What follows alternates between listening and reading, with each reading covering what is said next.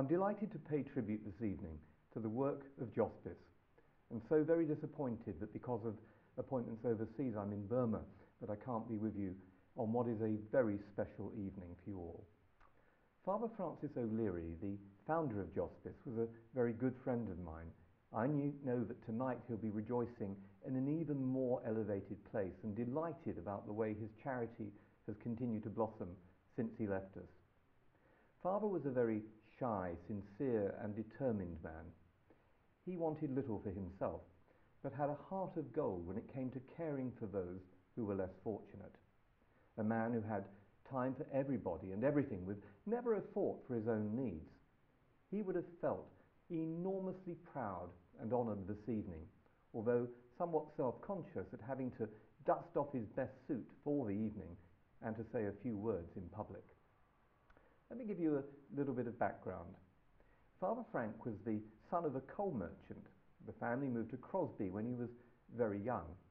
At the age of 11, he entered the Mill Hill Seminary in Freshfield, where his mother and sister would visit at weekends and pass sweets through the fence to him. In his early days, he knew how to raise money, something that came in very useful in later life for the charity. He would go into the confessional box and somehow come out with the football or the cricket scores, and his pocket money would be boosted by selling this information on to fellow students. After ordination, Father was sent on his first assignment, and it was to Westbridge in Rawalpindi in Pakistan. It was there that his eyes and his heart were opened to the abject poverty and the need for love and care in the community. Indeed, he had a dying lady that he found on the street brought to the convent where he was staying, and he had her nursed in a little mud hut until her death, and that, in so many respects, was the start of Jospice International. On his return home, he started an appeal in his hometown of Crosby, and within 12 months a centre to care for the poor, the destitute and the dying was built, a tremendous testimony to a nervous young priest. His work continued as a priest in the many areas of Central and South America that his bishop sent him, and Jospice followed him inasmuch as hospices, clinics and dispensaries were opened in many remote areas of some of the poorest parts of the world. Even today, many of these clinics are still operating, mainly supported by the local community of the town or the village, or indeed Jospice, and still giving financial aid where it's most needed. There was no school, church or community group that could say no to Father in helping support his work. The charity worked out of the offices of the Liverpool Archdiocese, but Father's dream in the early 1970s was for the charity not only to have its own offices, but also a centre to care for the people of Liverpool. Taking in those who were dying, who had nobody to care for them, or who were marginalised in society, they would be the groups that would be his priority. And knowing the large house in Thornton Woods was going for auction, he sent a couple of people in to bat for him, and the property was bought for £90,000. Suddenly, Jospice owned a large rambling property in acres of woodland but had no money to pay for it. This started a massive campaign of fundraising, and Father O'Leary visiting every bank manager that he could find to try and raise the funds.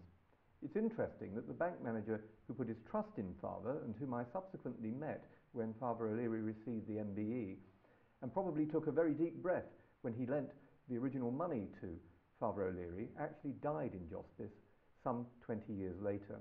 He was being cared for at home, and the family was struggling to cope, and like so many others, they turned to Father O'Leary. Well, in just over 12 months, the debt on the purchase of the house was repaid to the bank. And on the 19th of March 1974, the first hospice in Liverpool opened. In fact, one of the first hospices in the country. Only 5 beds opened to begin with, but the demand from families who needed support and help caring for a loved one was very apparent, and soon Jospice was running to full capacity. To continue supporting the overseas work, and then taking on a huge commitment of the day-to-day costs of the hospices, well, that was crippling for the charity. But Father Frank had complete and utter faith in the power of prayer and that the Lord would provide. Indeed, he did on many occasions provide, but it wasn't without the incredible hard work of Father Frank as well, and the early management team, and the many others who carried out the hard work of the charity through many difficult years. Nearly 40 years on from the opening of the first hospice in Liverpool, Jospice today is a wonderfully bright hospice being able to nurse up to 29 patients in 2 buildings on the site. It's a home from home, a setting where families and friends are cared for as much as the patient. Nothing is too much trouble for the staff as they lovingly nurse those people who need terminal care. Jospice is a Catholic charity that cares for people of all religions or none. There is a wonderful rich history that can be told by everyone who has been touched by the work of Jospice. I'm proud to be Vice President of the charity, and it continues with such needy work both locally and internationally and deserves all our support. Father Frank believed whatever you put into life, you receive back tenfold.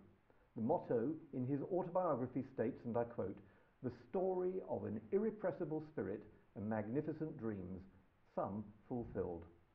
I think many dreams have been fulfilled as he looks down tonight on the legacy that he's left to the people of Liverpool and beyond.